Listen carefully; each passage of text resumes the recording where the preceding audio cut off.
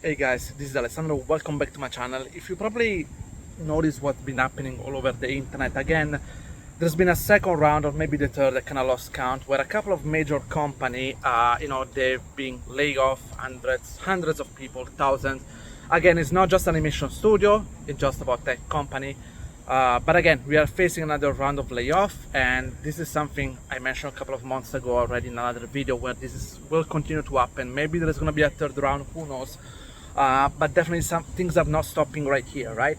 And between some what I'm seeing right now, people posting on LinkedIn, hey, I just lost my job, and I look for an opportunity. Please, guys, if you have any jobs, give it to me. And I also been talking to some of my friends or acquaintance or some people just reaching me out that have been caught up in this situation, and obviously I can feel obviously the sadness from them, right? Nobody's happy obviously to lose a job, right? Some people are genuinely depressed, right? Because what is happening is obviously they have a safe job, they had a good salary, maybe a good life, they may be established to a new place, and they were hoping everything would go well. And well, guess what? It didn't, unfortunately. And obviously, I'm extremely sorry for what happened to everybody. This is not a great news, unfortunately. But I can see that this kind of stuff can affect not just your job, your future. You're looking for a new job, but also how can this affect your life, right? Because when you're in this situation, especially when you start to look for a job and you cannot find anything, because guys, basically what's happening when a company lay off hundreds of people, thousands all at the same time, all of them suddenly go in the market to look for a very similar position. And even though some of them, they're telling that they can find a job very quickly like this, many can find a job for a few months, 6 months, or worst cases could be a year, right? And you can imagine how this can affect their life. They start to doubt about themselves, right? They say, maybe I'm not such a good artist, maybe the fact that I found this job and was high paid job and everything was just kind of luck, maybe I'm not that good. They started to have imposter syndrome, right? They started to send CV all over and they don't get any proper offer, right? Or maybe if they get, it's not that good, right? So things started to escalate, and I do remember, because these things happen to a certain point to me as well, especially at the beginning of my career. And I remember also these things. I need to take these things out of my chest. Maybe it happens to you as well. I did actually remember when at the very beginning of my career I was looking for a job. I applied hundreds of CV and very few replied to me, right? Most of them kind of reject me, most of them ghost me, and I was obviously very sad because I thought I had a good reel and everything. But I also remember this thing, as soon as I get a job and I accept it, like, I'm not kidding, guys, like 3 weeks later, 6 or 7 of those companies kind of reply me all very excited that they want to interview me. And I was like, what the hell, you guys, have you been like a couple of months ago when I sent you my CV? And it's always kind of fun. It happens also other cases where I have a job, I have a good career, things are going very well. I'm not looking, I'm not interested in any job. Company are contacting me, right? In other cases, as soon as I lose a job, and I need to look for something, nobody's interested. I don't know if these things happen only to me, but I think it's kind of funny. But I think something like this needs also to make you reflect, because again, when you go into this state of mind, when you're kind of depressed, you're not thinking logically, right? It's not necessarily about you. Your skill could just be the market at the moment is like this. Could be you send your CV, your demo reel for whatever reason that nobody's looking at them. Could be plenty of things, right? But on your side, what you can see, it's only that, oh my God, I'm applying for this company, nobody replied to me, or there are no open position, and you have urgency maybe to look for a job, right? And then you can start to get this kind of spiral of desperation, depression, and things like that, right? Obviously, guys, in my personal opinion, well, not personal opinion, my personal experience, I would say, because every experience is different person to person, okay, guys? You cannot generalize. But when that happened to me, sure, at the very beginning of my career, I kind of panic react like everybody. But with a bit of experience, when this has happened to me, where they didn't renew my contract or stuff like that back in the many years ago, rather than immediately go back to the market and says, hey guys, I lost my job, please give me a job, blah blah blah, I cannot take my time to relax a little bit. Say, okay, you know what, I don't have a job right now, but this could be a good opportunity to go vacation, go back to see my family, regroup, reworking on my own demo reel.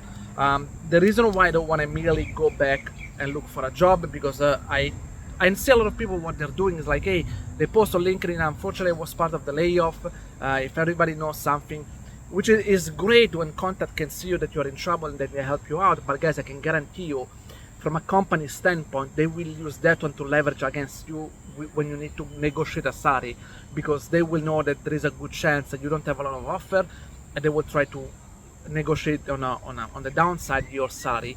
And personally, sorry, I don't want to be in that position. I rather like take my time to regroup, maybe work a little bit more on my demo reel, upgrade myself, slowly looking for the right opportunity. Obviously, guys, let's state the obvious. I could afford to do that because I was in a good financial situation. Okay, I have plenty of savings where I didn't have to worry about paying rent or stuff like that, because if I had enough, I could survive maybe for years before I ran out of my savings. And I do that. This is something I know very well. This is something not happening, because in my last 15 years of career, I always talk with people working in the industry, guys. And me, I'm always been the guys who always plan ahead and know that the industry is very unstable, and plan to the fact that I want things to I want to make sure that I have a safety net, right, in case something happens. But most people don't do it. I met a lot of people that they make really a lot of money, a lot more than me, especially at the beginning, and guess what, they were saving a fraction of what I was saving, right? And if that's the case, it's again, there is gonna be a moment where things unexpectedly shift, right, and they find themselves in a huge trouble, right? I can give you this very quick example, guys. When I was in Budapest, one of my first job, I wasn't making a lot of money, 1,700 euro after taxes. The city obviously was cheap, just that's why the salary was so low. But in my head, even though I was quite young, and I talked with people, in this industry, they told me, hey, Alessandro, this industry is very unstable. You need to jump from job to job, so prepare to have a safety net. So listening to them, because they were wiser than me, older than me, and what I did as soon as I get my first job, first of all, I already did some job before when I was saving money, but when I get the first job in a AAA title, says, you know what, my salary is 1,700 after taxes, 1,000 need to go in a separate bank account where I save them and where I don't touch them, right? And then I said, okay, now I have 700 euro to manage my expenses through the whole month. So I used 300 to share a flight. I didn't took my own place, even though with my salary I could afford to have my own place, but I didn't want it to waste like 50% of my salary. So I take 300 euro, I share. I wasn't staying in a central location, obviously, to get it that cheap. I was staying with another couple of guys, and I sharing the apartment. That's why I get it cheap. Obviously, yes, it's limits when you don't have your own freedom, but again, that's the trade you have to do. And then I knew I have another 400 euro for food and once in a while drinking. I wasn't going out very often. And my colleagues that were all more senior than me, and I can guarantee you guys, they were all making more than double than me, when they were not saving much. Why? Because they were staying in a nice apartment in the city center just for themselves. They go out 3 times a week to drink. They buy games, console, TV, latest technology, graphic card, whatever. And guess what? They're saving a fraction of what I was saving.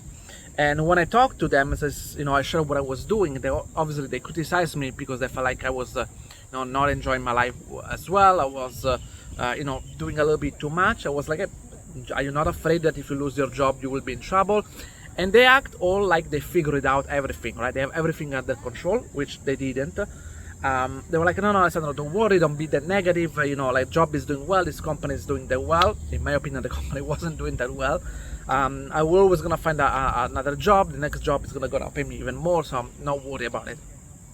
I didn't know where the confidence came from, but what happened, like after 2 years and a half I was in the company, they lay off 70% of the people, and now all those people that they have that kind of mindset, they started to panic, they started to freak out. I remember the day that they announced the layoff, we went all down to Drinky to share, to talk, and everybody was like, oh my god, I need to find another job, I don't have the money to pay next rent or something.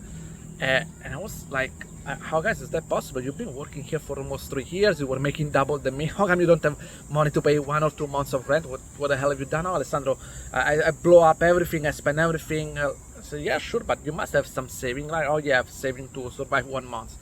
So like, that's for me is insane. And then I remember these things very clearly. Told me, "Oh, maybe I should have done like you did." Yes, yes, you should have. But the thing is that I was one of the very few having this kind of mindset. Everybody was having the same mentality like them, and everybody panicked. Even though obviously I was not likely not affected by the layoff, but even though if I did, I was in a great situation. I had plenty of savings. At the time, I bought a small property in cash, no mortgage. Over there, the property was extremely cheap. Obviously, I have to save for many years, even before that job, to have that kind of cash, right? But now it means my expenses was only 400 euro a month. By the time, even though I had a full-time job already, something I forgot to mention, I also take a freelance job because I know 1,000 wasn't enough. I didn't like the idea of spending 700 and saving 1,000. So I get a freelance job so until I could save around 2000, 2005. But this guys was like 12 years ago, 13 years ago. Imagine what a great place I was, where to a point where when I had my own property, very small one again, nothing fancy, but at least I didn't have to pay rent, where now I was saving around 2,000 euro a month, 2005 once in a while, but my expenses was 400 a month. That means with 1 month of saving, I could survive 4 to 5 months. Well, imagine when you save for 3 years, like you see the gap. And the funny thing is, again, when I talk with people, like, they have no mindset like this. And again, I can guarantee you guys, doesn't matter which city I went, Canada, Singapore, guys, is probably right now the most expensive city in the world. I still maintain the same mindset. Or of course, right now I don't do the same sacrifices I did back then. But I did it quite for a while. It doesn't matter how many people I have. I was talking with supervisor, director, who were all making more money than me. They were blowing off everything in expensive property and stuff like that. And when things go bad, they nearly need to fly away and live in somewhere maybe go back to live with their parents or something because they couldn't manage the situation.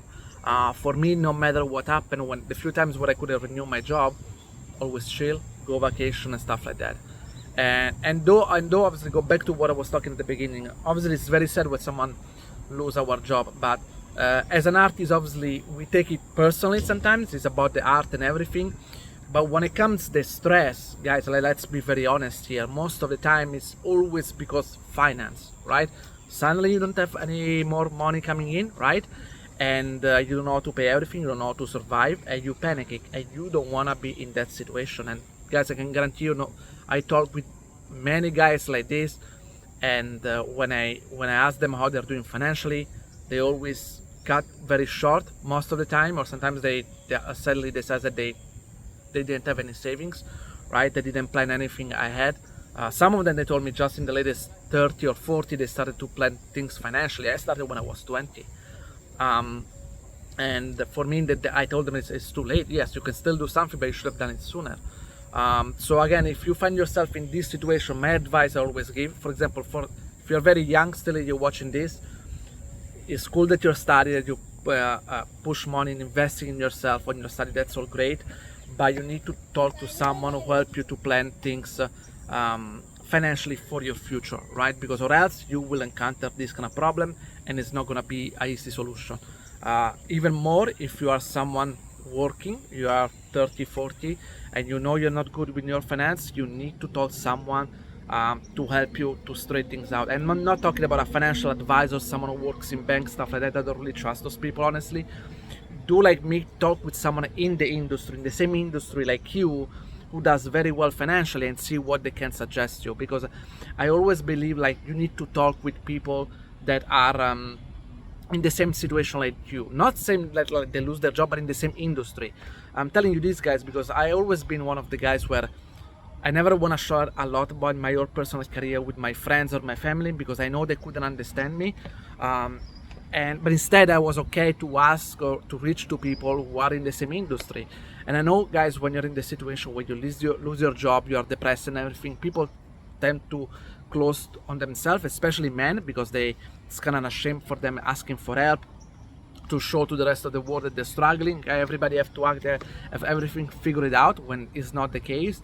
well, guys, you need to swallow your pride and you need to start to reach for help, because or else you might end up in bigger problem, and you don't want to be in that situation. All right, guys.